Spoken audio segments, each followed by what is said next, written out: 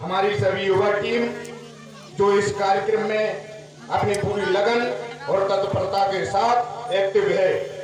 छोटे छोटे बच्चों में आज इस कार्यक्रम में बहुत उत्साह देखा गया है। ऐसे कविताओं के माध्यम से जो शब्दों का उपयोग हुआ है वो अतुलनीय है, बेजोड़ है। उन पे अगर हम मनन करें तो वे शब्द हमको एक दिशा दे सकते हैं। जैसे कि मानविंद ने समय पर जोर दिया है, समय किसी का इंतजार नहीं करता है। जो समय से ताल में ताल मिला के चलता है उसका विकास होता है, और जो समय की अवहेलना करता है समय एक दिन उसको हमेशा के लिए समाप्त कर देता है।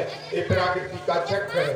उन्होंने कहा कि बाबा साहब के विचारों की गर्मी हमारे खून में है। ये बहुत बड़ी खुशी की बात है कि हमारे महापुरुषों ने, हमारे महापुरुष भीमराव अम्बेडकर ने अपने बच्चों की कुर्बानियां देके, उनकी जो है बाबा साहब की पत्नी फोन कर रही थी कि अपना बच्चा मौत की ओर अग्रसर हो रहा है, अगर 6 घंटा में इलाज नहीं मिला।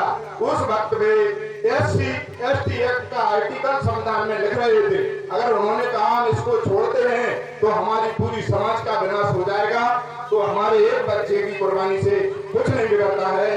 तो साथियों, बाबा साहब का ऐसा दृढ़ निश्चय कि उन्होंने अपनी संतान को कुर्बान किया, और संविधान जो समाज के प्रति उनकी सोच, आज हमारे मजदूर भाइयों को ये ज्ञान नहीं है कि हमारे पास लेबर कोड है, मजदूरी के क्या अधिकार है, मजदूरों को क्या सुविधा है।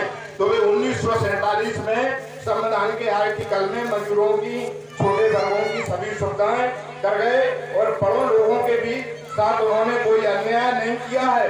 कानून की धारा में सभी एक हैं। अगर 302 कितना भी सांसद विधायक का बेटा भी करे तो 302 उस पर लगेगा, और किसी छोटे गरीब का भी लड़का करे तो 302 उसी पे लगेगा। ये भारतीय संविधान की खूबसूरती है साथियों। ये देश पूरा भारतीय संविधान से चल रहा है। जहाँ तक बात महिला उत्पीड़न की है, या बाल अपराध की है, या समाज में क्रूतियों की है, तो ये क्या है, जो नीरज बहुत कड़वी भाषा में बोल रहे थे, तो सीधी भाषा का उपयोग करें, क्योंकि बच्चा, उसकी नाजुक उम्र होती है, उस वक्त उसकी हमला करने की उम्र नहीं होती है। और कई बच्चे तो ऐसे हैं कि उनके पक्ष में उनकी माता भी नहीं होती है, पति के दबाव में होती है, जो समाज का दुर्भाग्य है। अगर वो बाप से या पिता से कड़ी भाषा का उपयोग करेगा और माता साथ नहीं देगी, तो उस बच्चा का विकास अधोगति में चला जाएगा। तो ये बाप मताई की कमजोरी है साथियों। मेन पॉइंट ये है कि कोशिश करने वालों की कभी हार नहीं होती, लहरों से डरकर कभी नौका पार नहीं होती।